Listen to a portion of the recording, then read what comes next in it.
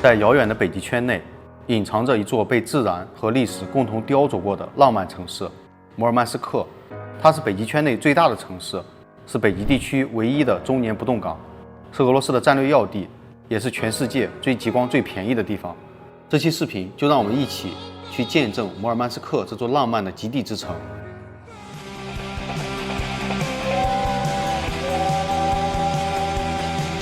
青春没有售价，火车横穿欧亚。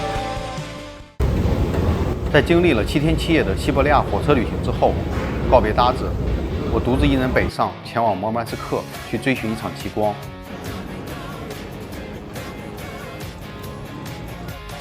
在莫斯科国际机场，基本上所有的指示牌都会有俄、中、英3种语言标识，这是俄罗斯在经济上和中国紧密合作的象征。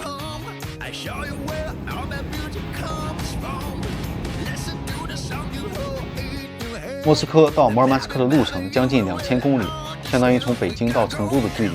俄罗斯的火车至少要走30个小时，而飞机也需要至少2个半小时。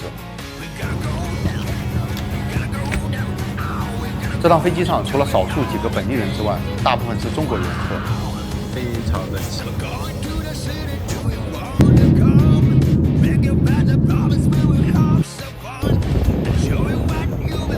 哇，好大的风啊！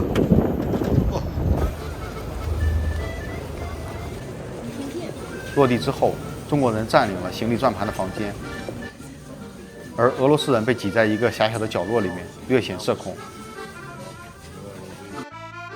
本地人只有个位数，给老外都整社恐了。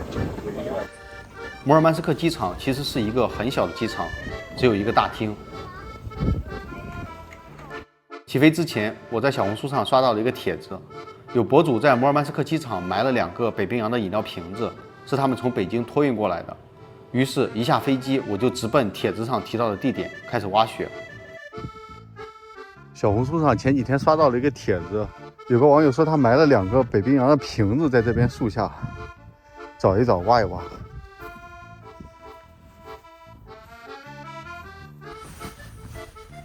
在经过一番搜寻之后，我终于找到了那2个北冰洋的饮料瓶子。我靠，找到了！真是网友诚不欺我，太牛了！他这个帖子发了得有10多天了，没想到还在。明天去北冰洋去灌一瓶真正的北冰洋。在北冰洋海岸用北冰洋饮料瓶子接力，这是独属于中国人的浪漫。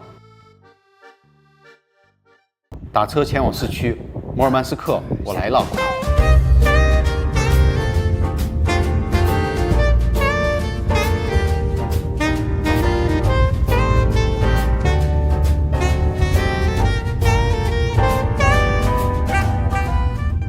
你是北大西洋的暖流，我是摩尔曼斯克港。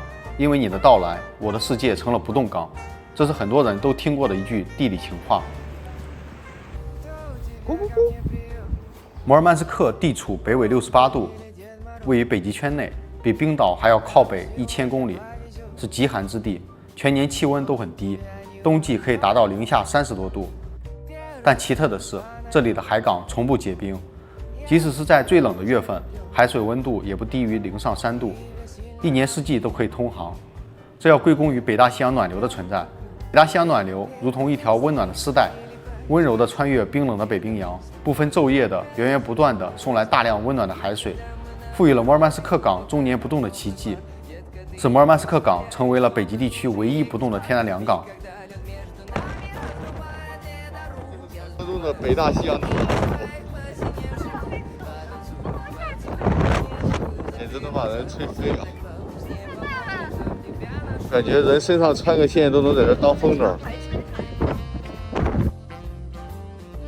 摩尔曼斯克港口的海面上时常会有一些升腾的雾气，这是北大西洋暖流和冷空气对冲的结果。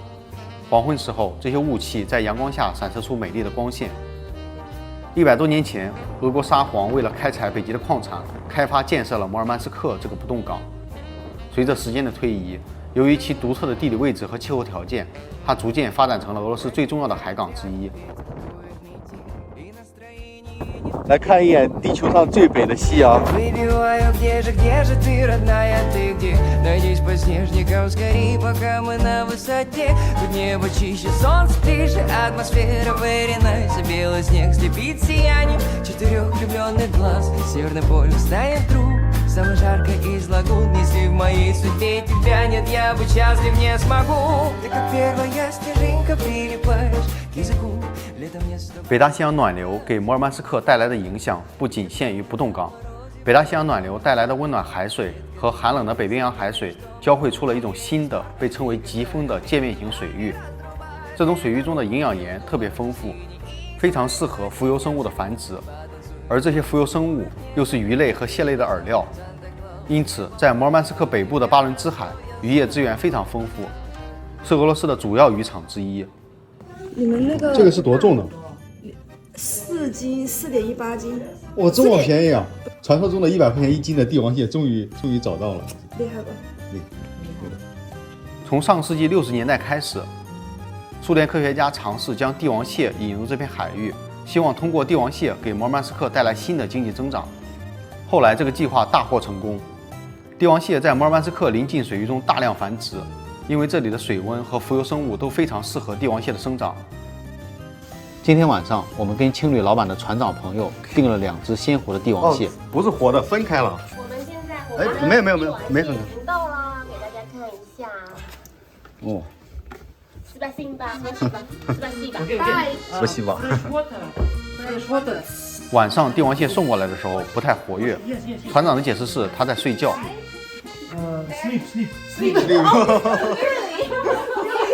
于是我们带到卫生间用水冲洗，尝试唤醒。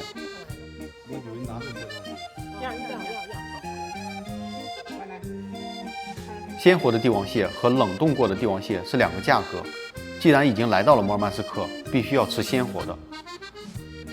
直接从船长手里买鲜活帝王蟹，价格是2400卢布每千克，折合人民币大概100块钱1斤，只相当于国内价格的1/4。可以说在这里真正实现了帝王蟹自由。哇塞，果然是中国人，到哪儿都能把厨房给它用起来。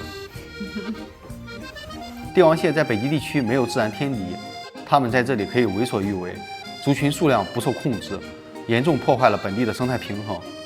所以我在这里呼吁大家多吃帝王蟹，保护北极生态环境。来，我来给你们讲一下我今天晚上的菜。今天晚上两个帝王蟹，然后呢，一个就是拿来白灼，另外一个是葱姜蒜加火锅底料给爆炒。蟹黄的那个部分的话呢，我们就是拿来蒸鸡蛋，蒸鸡蛋最后呢铺上一层这一个奶酪就行。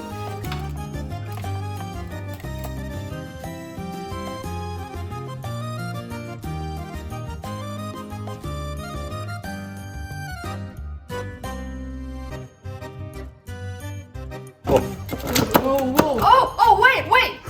This one we have to eat. 他们不吃这个。 This. You want it? Yeah. No. It's not. It's not. No. Yeah, but This is. He's a man. This is shit. This not. This with the women's. Women's have eggs here. Men have shit here. Okay, fine.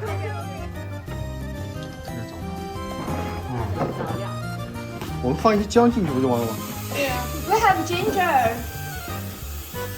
加了香叶，就是做卤菜的那个香叶，然后我们自己再加点姜进去，要去寒。这个可是大寒的，而且去腥这个姜。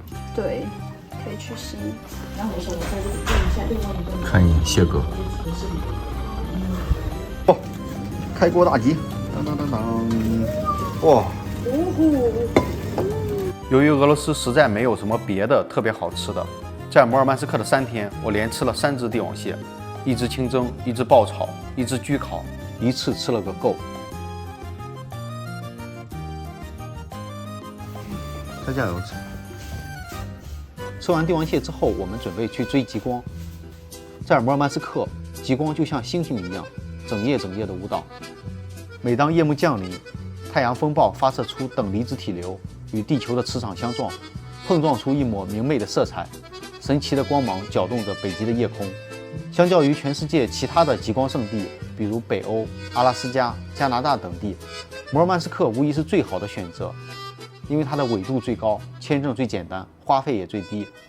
所以最近几年，摩尔曼斯克成为了许多中国人追极光的第一选择。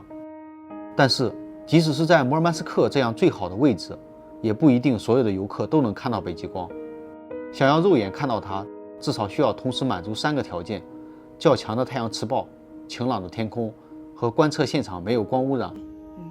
到了这里就已经是到，你想啊，我们从这里到杰里别尔卡，已经是要2-3个小时，他不可能给我们开到这里。是啊，所以我就今晚上没事。一般情况下，极光的亮度都比较弱，在白天、灯火通明的夜晚，或者遇到云层较厚的天气，都是看不到极光的。如果游客在摩尔曼斯克只有短暂的几天行程，需要天时、地利、人和都匹配上，才能够追光成功。你看了已经？我没看过。哦，明天天气这么好吗？对，你看明天这些都是往芬兰方向都是晴的。不一定。在摩尔曼斯克有一种很浪漫的职业——极光猎人。对于什么时候极光会出现，哪里的极光最惊艳，他们是最清楚的。他们总是会带领游客寻找到最好的极光观测点。我和同一个酒店的朋友一起请了一个极光猎人，在晚上9点的时候，我们坐着猎人的车前往极光观测点。虽然我们已经提前做了很多功课，确认了天气、云层、风向和极光指数，选了近期概率最大的一天出来追极光，但是一路上的心情依旧是很忐忑。在追极光的路上，我一直都在想，这次能追到吗？极光真的是绿色的吗？肉眼能看到吗？极光真的会跳舞吗？如果今天追不到，可能很难有下一次机会了，会不会留下终生的遗憾？如果追到了，我应该做点什么？想着想着，极光悄悄的、真的出现了。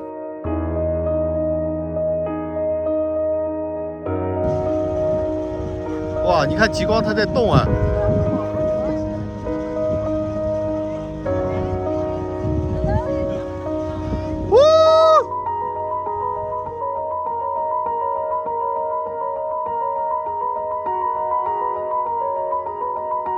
运气太好了，今天晚上我们赶上了极光大爆发。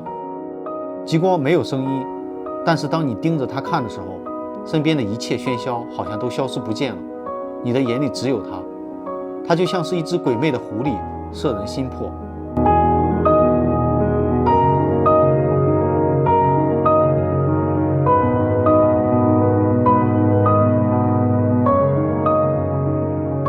关于北极光，有一段美妙的传说：如果一对恋人在北极光出现的时候，互相真心地为对方祈祷，那么他们就会得到极光精灵一生的守护，永远相爱在一起。所以在追极光的现场，经常会有人发起求婚。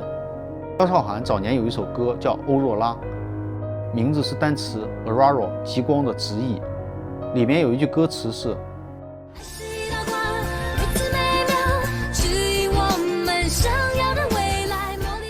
今天我终于见到了这道光，原来它是绿色的。今天晚上极光猎人一共带我们去了3个观测点，看到了3场大自然的极光秀。在观看完今晚最惊艳的一场之后，猎人建议我们返回市区。这是我们看到的最亮的闪光，所以再待在这里已经没有意义了。OK，let's go，好。我们回去来去下一个地方。回去了。回程的路上，我的心情久久不能平复，那梦幻一般的自然奇观依然一遍一遍的在我的脑海中重复播放，仿佛此刻的我已经被极光掠走了魂魄。我不禁感慨，这就是大自然最迷人的魔力。此次的摩尔曼斯克之行，我窥见了极光的美，让我对这个世界又多了一点新的认识和了解。我带着对大自然的敬畏和心中对未知世界的好奇，完成了这次难忘的追极光之旅。我想，今天晚上的这种感动和震撼，我将会终生铭记。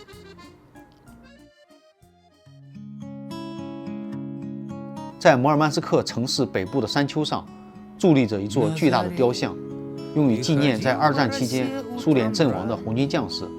这座雕像的名称叫做阿廖沙。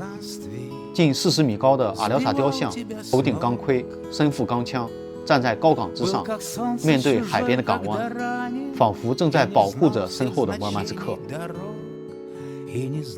雕像旁边的金字塔陵墓里，安放着所有为国战死的红军将士的英灵。哎，兄弟们，我来了，没良心就留我一个。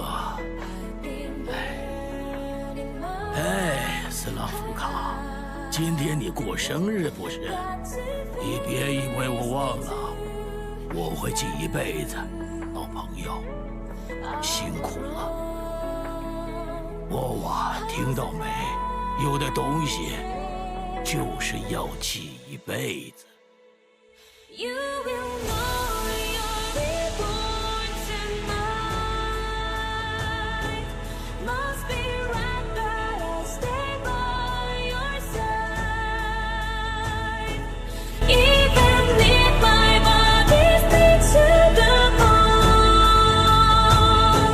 雕像下方的不灭之火长鸣，象征着对所有在战争中英勇牺牲的将士们永不磨灭的缅怀。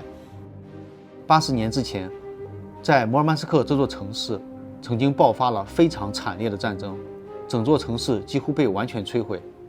二战期间，德军一共对这座城市进行了792次轰炸，投下了18万枚炸弹，导致摩尔曼斯克超过3/4的建筑被炸毁或者被烧毁。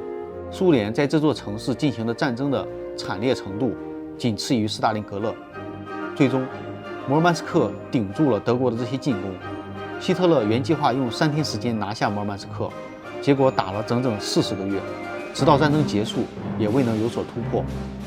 在整个二战期间，美国和英国对苏联的援助物资高达70%的比例都是在摩尔曼斯克港口卸货，然后通过铁路运往苏联各地的。可以说，摩尔曼斯克港口的存在和正常运转，为苏联最后打败德国法西斯立下了汗马之劳。人们说阿廖沙的眼睛总是凝望着西方，背后是东方，因为东方有母亲，有孩子，有妻子，有家乡，有人民。在姜文的电影《太阳照常升起》中，用阿廖沙这个名字隐喻母亲，隐喻苏联。他说他偷偷看你好几天了，喜欢你的衣服。他说他也想像你这样。你还这么小，急什么？像我这样，还得再过20年。他问你，阿廖沙是哪一国人的名字？阿廖沙。阿廖沙。像是苏联人的名字。阿廖沙，别害怕，天总会亮的。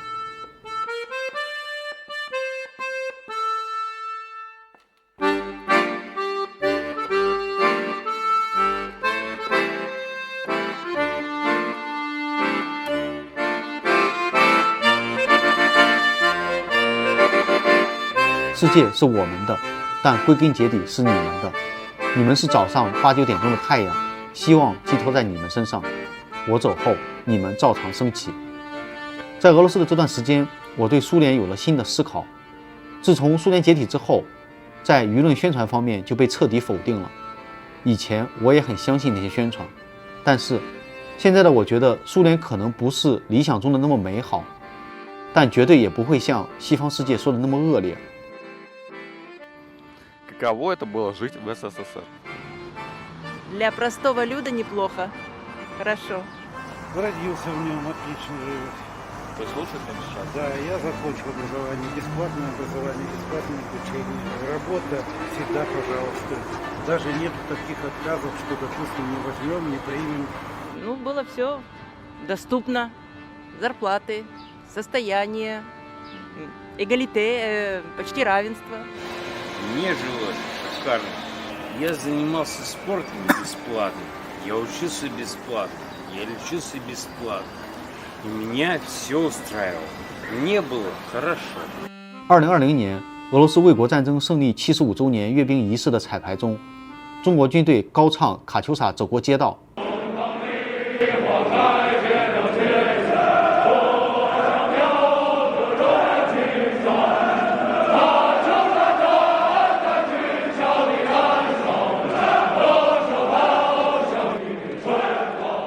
在油管上，有俄罗斯网友对这段视频留言说：“嗨，同志，你知道列宁格勒和斯大林格勒在哪吗？我在地图上找不到它，没有了，再也没有了。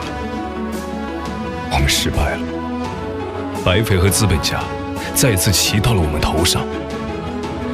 如果你要追随那颗红星，去东方吧，穿过第聂伯河，翻过乌劳尔山脉，西伯利亚平原的尽头，那里还燃烧着星星之火。”在阿廖沙极地卫士的身影里，我看到了前苏联创业未半而中道崩殂的理想，看到了将革命继续下去的坚守。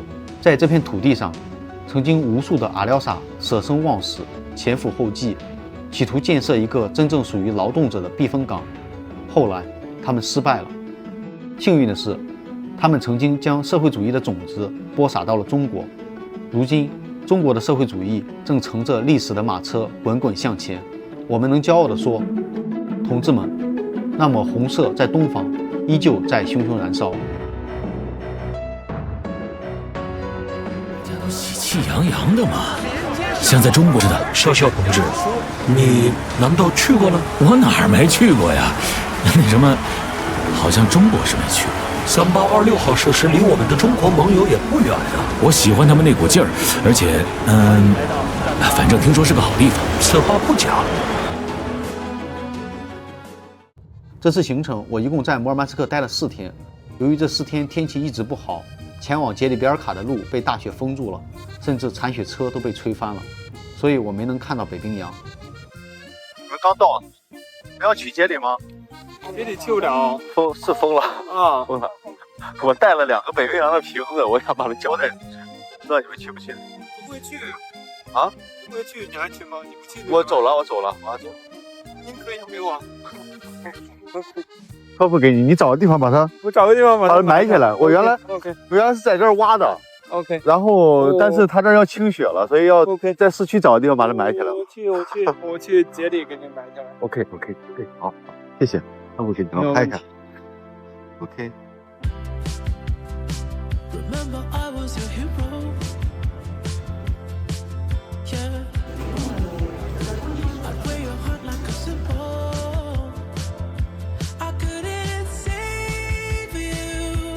其实人生中的很多计划都属于有生之年系列，譬如跳伞、潜水、蹦极、热气球，还有追极光等等。这些项目可能是很多人从小就有的梦想，但是总会受限于各种现实的条件，难以实现。当我在摩尔曼斯克郊外的雪夜里追极光的时候，好像我是在追极光，实际上我更像是在追自己、追梦想、追自由。见过的天地，看过的晚霞，追过的极光，它们都将成为你的一部分，永远与你在一起。祝大家都能早日实现自己的梦想。好了，感谢大家陪伴我完成这次摩尔曼斯克之旅。下一站我们将继续向西，陆路前往波罗的海3国。我们下期视频见，拜拜。